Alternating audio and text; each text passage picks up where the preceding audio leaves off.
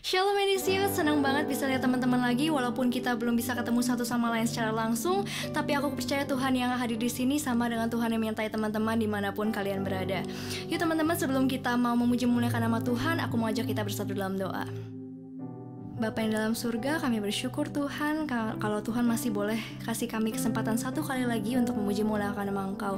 Bapa, kalau sebentar kami memulai ibadah kami, Bapa, siapkanlah hati kami. Kami mau beri yang terbaik dalam setiap pujian dan penyembahan kami. Biarlah setiap pujian dan penyembahan yang kami naikkan boleh menyenangkan hati Tuhan. Terima kasih Bapa, kami siap memuji memuliakan nama Engkau. Hanya di dalam nama Yesus yang siap memuji memuliakan nama Tuhan, boleh sama-sama katakan amin. Come on, praise Him together.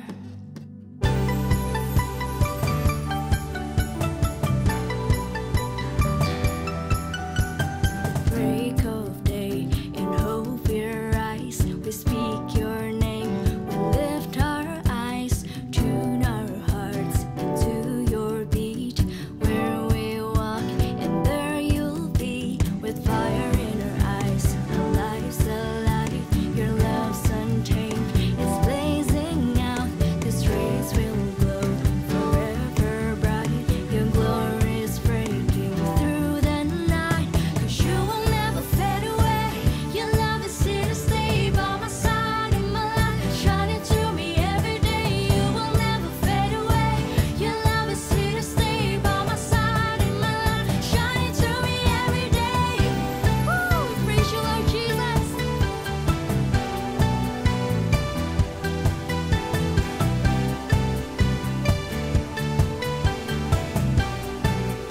You wake within me, come on. You wake within me, wake within me. You're in my heart forever. You wake within me, wake within me. You're in my heart forever. Mari kita lebih semangat lagi memuji Dia, karena hanya Dia yang layak dipuji. With fire in our eyes, our lives alive. Your love's untamed, it's blazing out. This race will glow forever bright. Your glory is breaking through the night. You will never fade away. Your love is here to stay by my side in my life, shining through me every day. You will never fade away. Your love is here to stay by my side in my life, shining through me every day.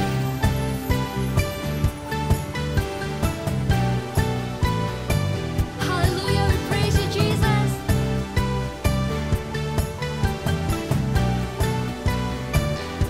Sing it, church. You wake within me, wake within me. You're in my heart forever. You wake within me, wake within me. You're in my heart forever. Kayak mau memuji Engkau selamanya Tuhan. Kayak mau katakan forever in our life, Jesus.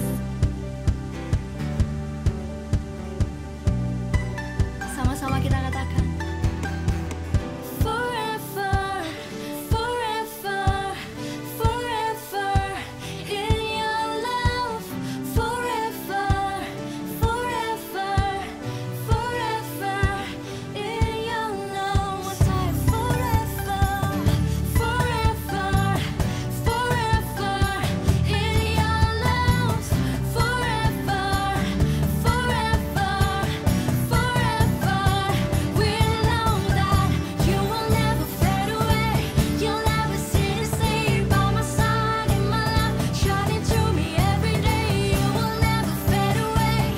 Your love is here to stay by my side in my life, shining through me every day.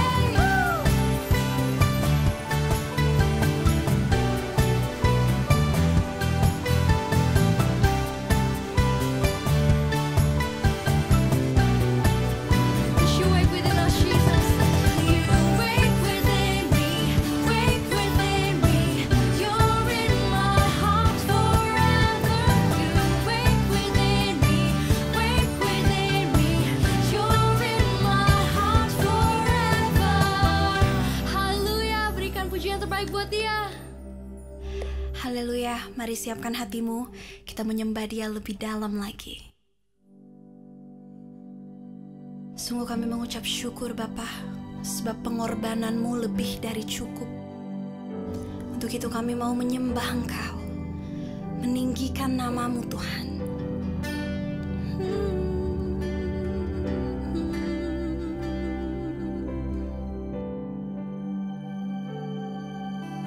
Kemanakah aku dapat pergi, menjauhi rohmu yang suci, kau sahabat,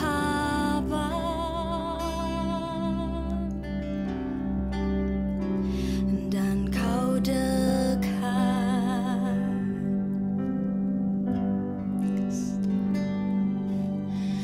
Bahkan seluruh pengabdianku tak bisa membalas kesetiaanku, sungguh mulia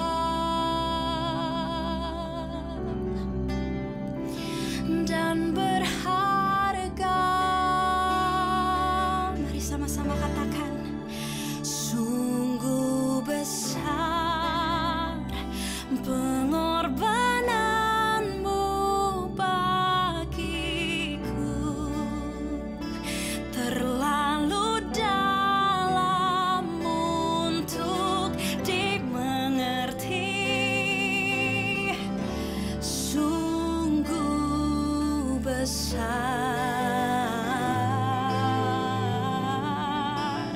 sungguh indah yang kau pikirkan tentangku, tak terselami bagiku, sungguh indah. Bahkan seluruh pengabdian kami Tuhan, oh bahkan seluruh pengabdianku tak bisa membalas kesetiaanmu, sungguh mulia dan berharga, dan berharga. Mari angkat tanganmu, nyatakan, sungguh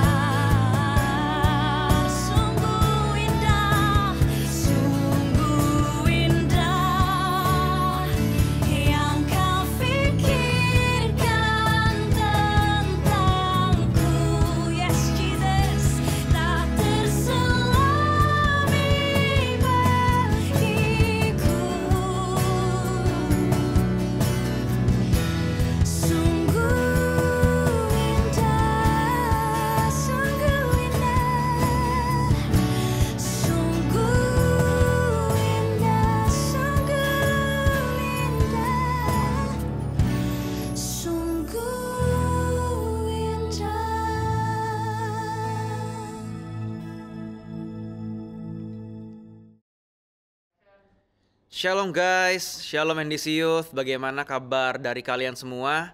Saya berdoa, gue berdoa, sorry kebiasaan udah mulai sering diumum. Gue berdoa supaya kalian semua dalam keadaan yang baik, dalam keadaan yang sehat, dan diberkati oleh Tuhan.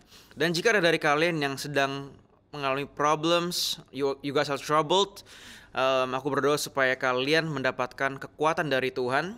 Dan jangan menyerah ya, sedikit lagi. Dan untuk hari ini kita udah masuk ke dalam bulan yang baru. Dan tema bulanannya kita masih sama nih, I have a question series. Dan sebelum kita lanjut lebih jauh, yuk kita berdoa terlebih dahulu guys. Tuhan Yesus, kami berterima kasih atas hari yang Kau jadikan, di mana kami boleh hidup, boleh menyembah, dan boleh memuliakan nama-Mu. Dan sebentar kami juga akan mendengarkan sedikit dari firman-Mu. Urapi hamba-Mu, urapi kami semua yang mendengar, supaya kami boleh beroleh sebuah pengetahuan yang baru yang mengubahkan hidup kami. Kami siap untuk mendengar. Di dalam nama Tuhan Yesus kami sudah berdoa dan mengucap syukur. Amin. Oke guys, seperti yang aku bilang tadi, kita udah masuk ke dalam bulan yang baru, tetapi tema bulanannya masih sama. I have a question series ya. Dan hari ini aku akan membawakan sebuah topik yang very interesting dan mungkin akan sedikit dalam dan sedikit teologis, tetapi bear with me karena this is really interesting. Dan dan judul yang aku mau sampaikan hari ini aku beri judul Why Christianity? Kenapa kekristenan? Ya, berangkatnya itu dari mana? Dari sini, dari sebuah general knowledge. Kalau misalkan kan semua agama mengajarkan hal yang baik, secara moral, secara etik, dan lain sebagainya. Semua agama, all major religions mengajarkan hal yang baik. Lalu apa yang membedakan kekristenan dong sama yang lain? Ya, why Christianity? Apa yang membedakan kita? Dan hari ini aku ingin membahas perbedaan itu. Sebenarnya ada banyak sih perbedaannya, cuman aku hari ini bahas 4 hal aja yang dear to my heart, yang dekat dengan hatiku. Dan aku berharap kalian bisa menangkap sesuatu ya dari firman Tuhan hari ini. Dan apa sih yang membedakan kita dari agama lain? Dan guys, mungkin kalian berpikir juga ya, sebelum aku langsung ke poin, mungkin kalian berpikir apa gunanya untuk aku mempelajari hal ini. Nah, menurut aku juga ya, your faith itu will be put to test at one point. Kita punya iman akan di-challenge. Ya, mungkin nanti kita masuk kuliah, kita lebih dewasa, kita punya teman-teman yang beda agama, dan our faith will be challenged, will be put to test. Akan ditanyakan, kenapa Kristen gini, kenapa Kristen gitu, kenapa beda sama agama lain. Nah, ini akan jadi bekal untuk kalian, di mana kalian bisa defend your faith, kalian bisa memegang ini, poin-poin ini, dan supaya kalian lebih pinter lah ya. Oke guys, jadi poin yang pertama yang aku mau sampaikan, kenapa agama Kristen itu berbeda dari agama yang lain adalah karena yang pertama nih, kita punya yang namanya relational God.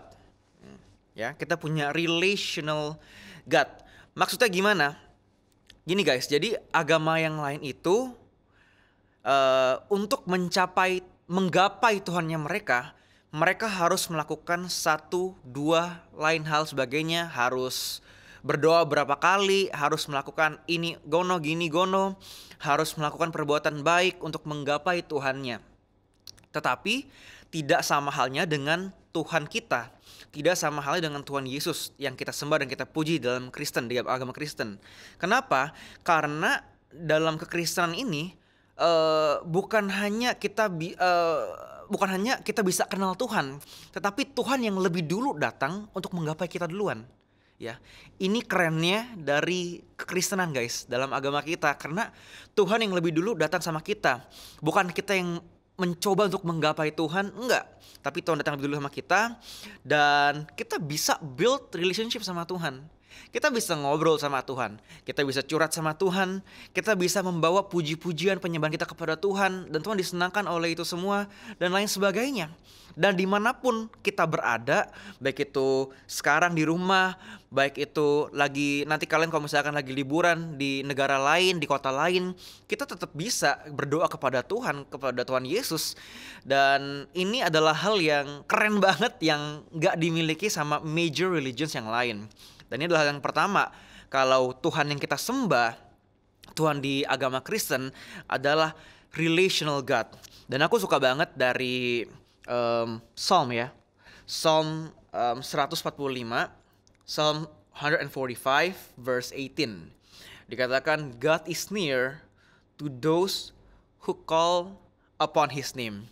Jadi ini adalah salah satu tanda kalau misalkan Tuhan tuh dekat sama orang yang memanggil dia. Tuhan tuh dekat sama orang yang mau dekat sama dia dan lain sebagainya. Dan ini adalah perbedaan pertama yang set us apart from our religion, Christianity, dan religion yang lain ya. Itu yang pertama. Dan yang kedua adalah resurrection. Ya, yang membedakan kita dari agama yang lain adalah karena Tuhan yang kita sembah dan kita puji itu resurrected. Dia bangkit dari kematian. Dan ini tercatat dalam Matius 27 ayat yang ke-53. Ya.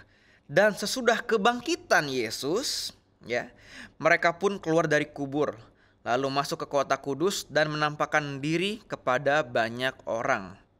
Jadi perbedaan kedua adalah Yesus yang kita sembah, yang kita agungkan itu bangkit, ya.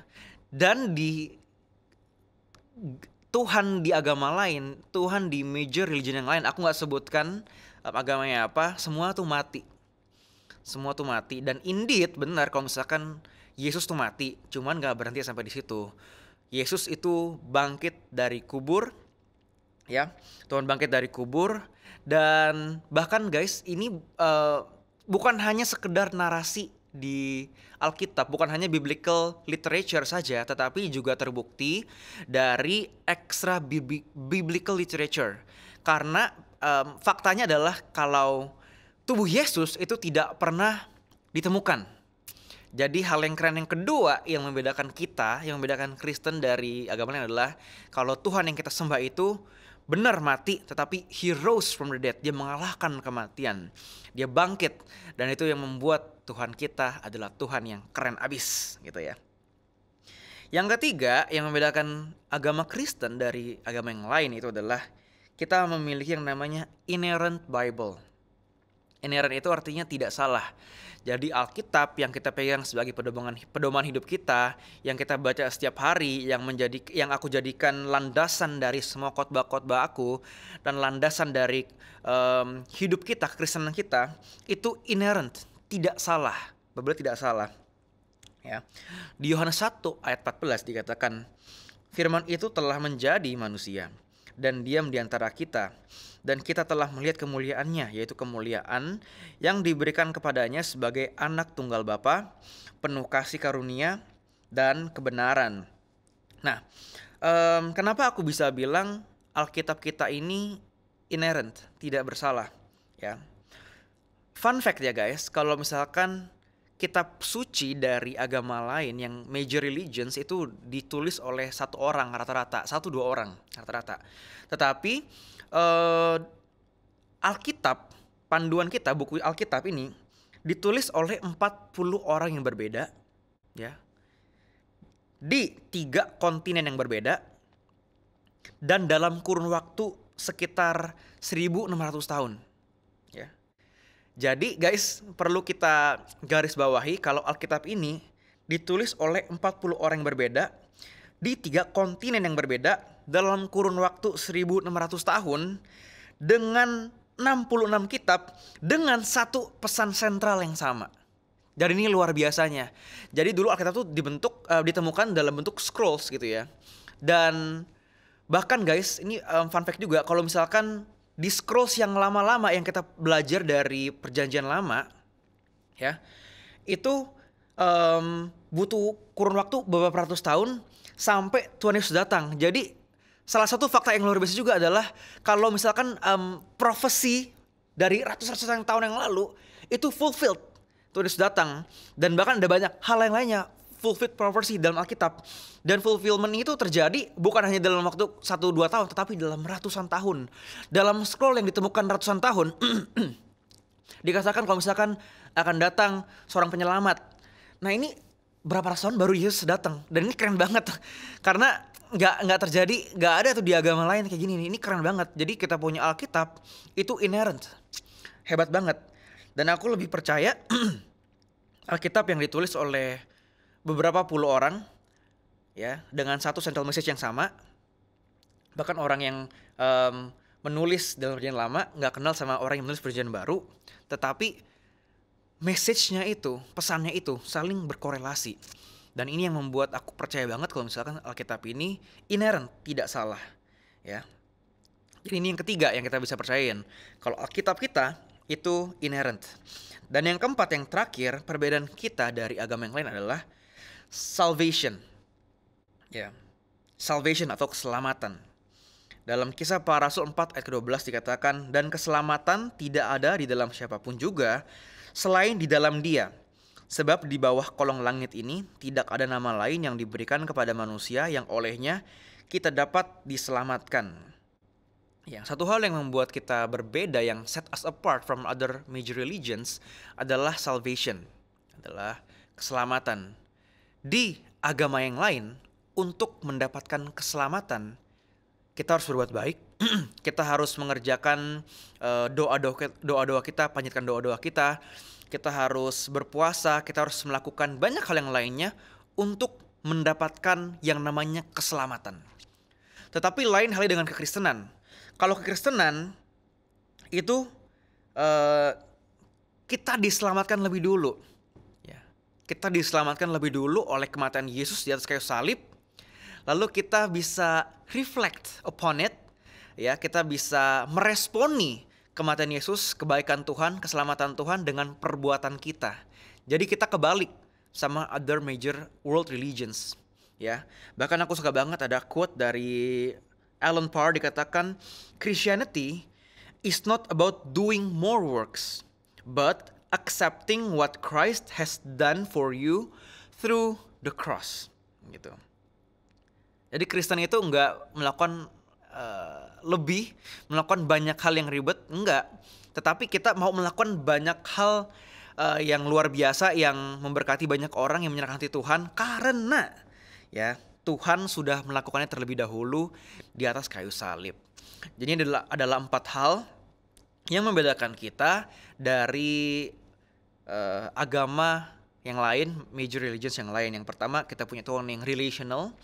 Ya, kita bisa dekat sama Tuhan kita bisa ngobrol, dan ini tidak bisa didapatkan oleh agama yang lain. Yang kedua, resurrection, our God itu resurrected from the dead, ya, di mana agama yang lain Tuhannya semua mati, dan kita pun Tuhan yang mati, tetapi nggak berhenti sampai situ, Tuhan kita bangkit kembali.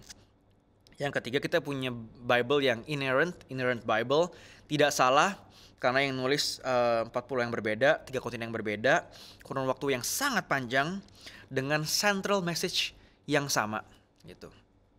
Ya. Dan yang keempat, yang terakhir adalah salvation, yang aku baru jelasin.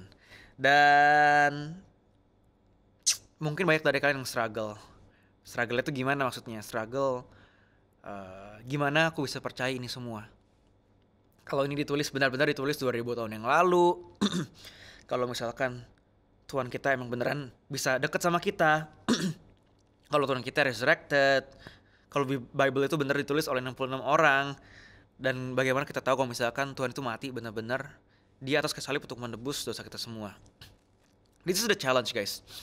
Ini challenge-nya untuk kita semua. Kalau misalkan kita harus tahu, kita harus melihat dulu baru kita percaya. Ya. Tetapi guys, dalam hidup ini ada banyak hal yang tidak bisa kita explain. Dalam hidup ini ada banyak hal yang kita nggak tahu. Dan untuk menjawab pertanyaan ini, aku akan jawab dengan sebuah ayat dari firman Tuhan yang berkata di Yohanes 20 ayat 29. Kata Yesus kepadanya, karena engkau telah melihat aku, maka engkau percaya. Berbahagialah mereka yang tidak melihat, namun percaya. Aku akan ulangi sekali lagi ya. Kata Yesus kepadanya, karena engkau telah melihat aku, maka engkau percaya. Berbahagialah mereka yang tidak melihat, namun percaya. Gitu. Menurut aku guys, this is the time dimana kita bisa memegang iman kita, dimana kita belum mengerti, dimana kita belum melihat, tetapi kita tetap percaya. Dan ini adalah the whole concept of faith. Kadang-kadang emang kita nggak ngerti dulu, tapi kita percaya. The whole concept of faith adalah kita nggak tahu, tapi kita percaya. Kalau misalkan kita udah tahu semuanya, kalau misalkan semuanya sudah dijelaskan, kalau semuanya sudah kita lihat, kalau itu nggak perlu ada yang namanya iman lagi. Karena udah jelas semua, kita lihat faktanya jelas semua. Tetapi faith adalah ketika kita belum lihat namun kita percaya. Dan aku percaya banget kalau misalkan meskipun kita nggak ngelihat Tuhan, tapi kita bisa merasakan Tuhan, benar gak sih? Ketika kita, aku pribadi youth camp 2014, aku ingat banget tuh ketika aku dipanggil untuk menjadi hamba Tuhan, aku bisa merasakan kalau Tuhan tuh nyata, Tuhan tuh ada. Dan kadang-kadang kita nggak bisa jelasin, tetapi it's real for us, gitu. Dan aku berdoa supaya kita bisa memegang iman kita dengan kuat, meskipun kita belum melihat, tetapi kita percaya sama Tuhan dan kita bisa belajar banyak hal dari firman Tuhan hari ini, supaya kita ketika faith kita di-challenge, kita bisa menjawab dengan benar. Oke guys, yuk mari kita berdoa. Tuhan Yesus, kami berterima kasih untuk hari ini, di mana kami boleh belajar hal yang baru, mungkin sedikit berat, tetapi ini menambah wawasan kita. Dan aku berdoa Tuhan supaya ketika waktunya tiba, kita bisa defend our faith dengan baik dan benar. Ataupun hal yang lain bisa terjadi juga kalau misalkan kita memiliki pengetahuan yang benar juga Tuhan, sehingga kami boleh mengenal Engkau lebih dalam lagi. Dan aku berdoa juga Bapa, supaya kami boleh mengaplikasikannya dalam hidup kami sehari-hari. Kami boleh percaya walaupun belum melihat. Dan aku juga menyerahkan setiap kami dalam tangan-Mu. Sebentar kami mungkin akan circle, mungkin ada banyak hal yang kami kerjakan dan lakukan. Aku berdoa supaya Engkau beserta dengan kami, dimanapun kami berada. Kami boleh sukses, berhasil, dan boleh memberkati banyak orang. Di dalam nama Tuhan Yesus, kami sudah berdoa dan mengucap syukur. Haleluya. Amin. Oke guys, sedikit lebih teologis ya hari ini firman Tuhan ya. Tetapi aku berdoa supaya kalian mendapatkan sesuatu yang hal yang baru, yang luar biasa, yang boleh mengubahkan hidup kalian. See you guys next week. God bless you all.